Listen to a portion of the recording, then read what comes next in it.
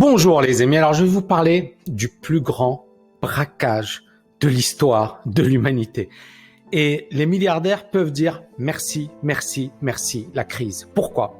Parce qu'effectivement, les 500 personnes les plus riches au monde ont ajouté 1800 milliards de dollars à leur fortune en une année. C'est-à-dire l'équivalent un peu moins que l'économie française, que tout ce qu'un pays, voilà, il y a 67 millions d'habitants, ce qu'un pays produit, eux, ils sont enrichis de ce montant, tout simplement.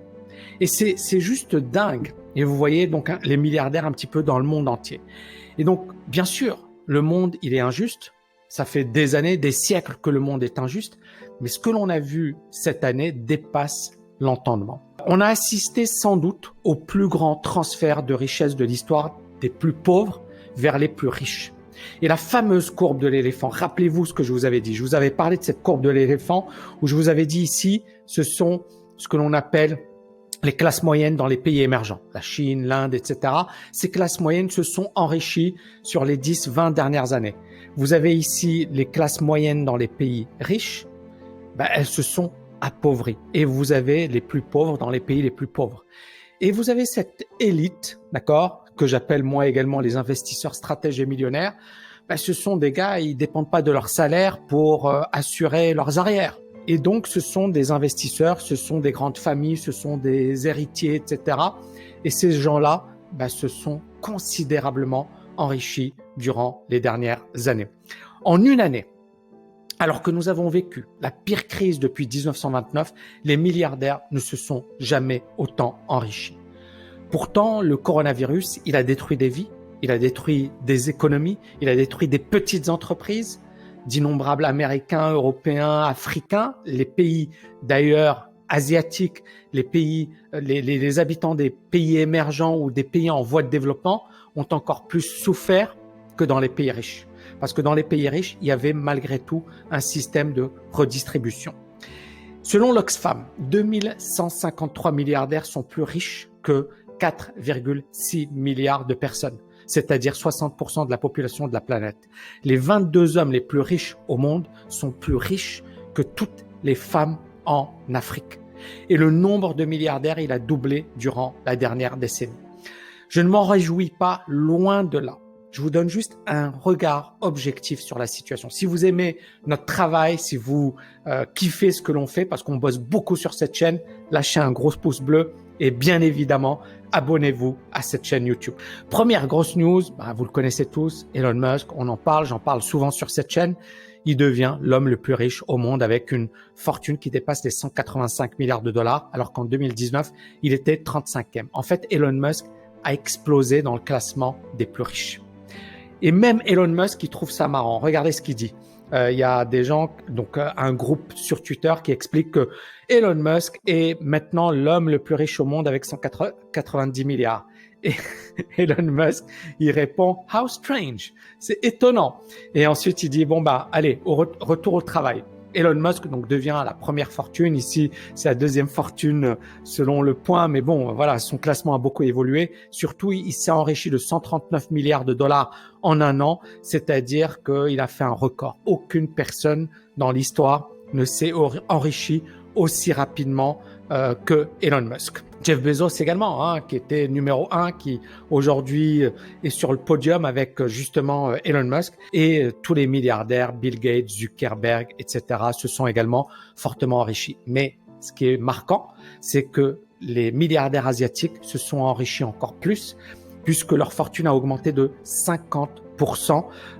Et on le voit et on l'a constaté, tout le monde n'a pas profité de cette crise, mais cette crise, elle a profité à deux grands secteurs clés, la technologie et la santé. Et bien évidemment, focus sur l'écologie, l'énergie renouvelable, etc. Alors, on voit les actions qui ont plus performé, Nikola, bizarre, mais c'est ça le truc, c'est qu'il y a eu beaucoup de psychologie, beaucoup d'amateurisme cette année. C'est-à-dire que certaines actions ont monté alors qu'elles ne méritaient pas de monter. Mais quand on voit le classement, on voit également Bernard Arnault, numéro 4 mondial. Et Bernard Arnault, il fait pas de la technologie, il fait dans le luxe. Et le luxe a également cartonné. C'est ça ce qui est indécent.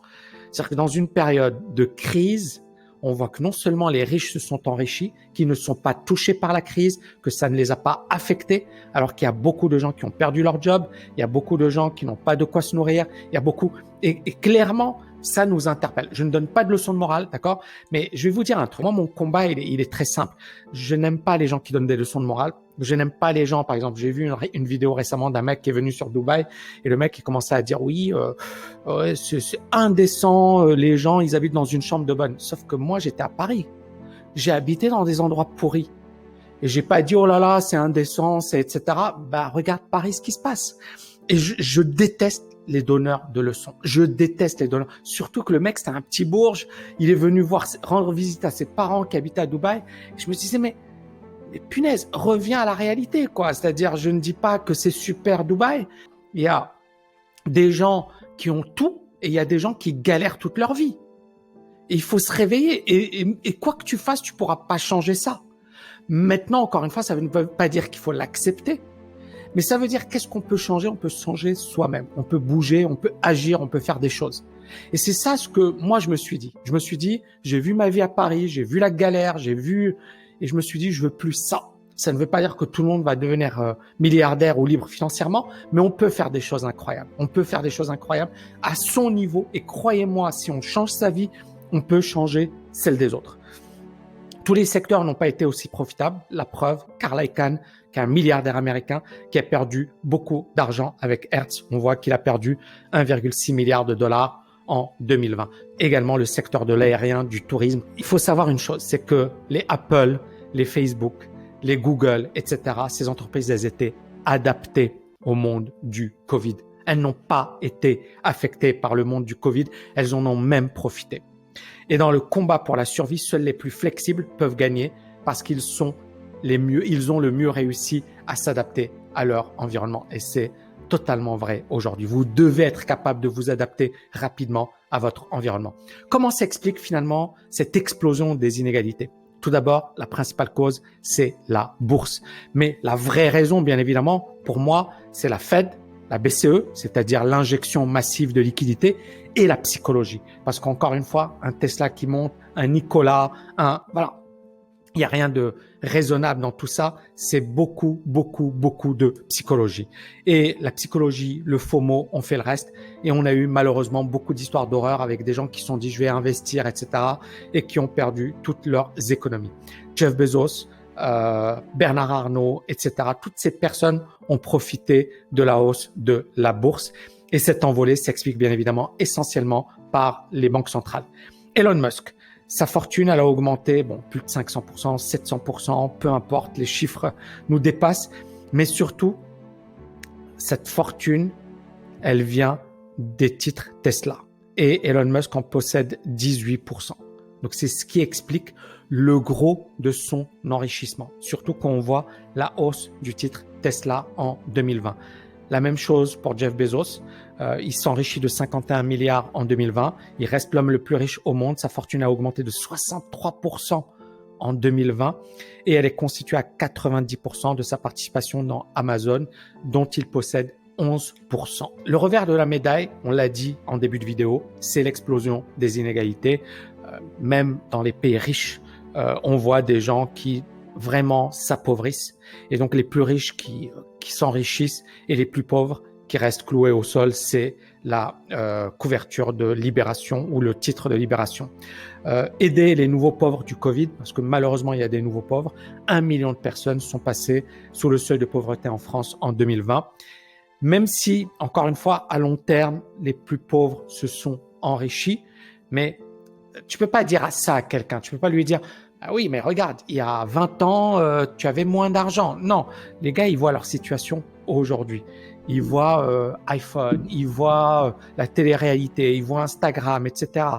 Et en fait, tous ces réseaux sociaux, le danger des réseaux sociaux, c'est que ce sont des machines à créer de la frustration.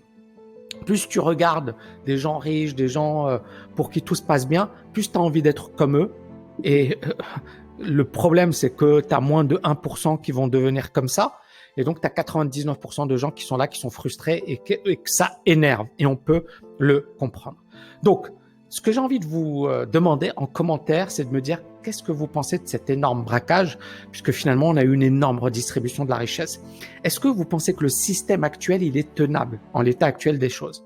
Est-ce qu'on va assister à de terribles mouvements sociaux? Parce qu'encore une fois, c'est ce qui s'est passé aux États-Unis. Black Lives Matter, pour moi, c'était juste un déclencheur, parce que qui souffre le plus de la crise aux États-Unis? Les Afro-Américains, les Hispaniques, d'accord? Plein de recherches qui le prouvent, c'est les personnes qui ont été le plus au chômage, qui ont le plus souffert de la crise, etc. Donc, la même chose en Europe, la même chose en France, etc. Est-ce qu'on va assister à de terribles mouvements sociaux dans les prochains mois, dans les prochaines années? C'est la thèse de Piketty.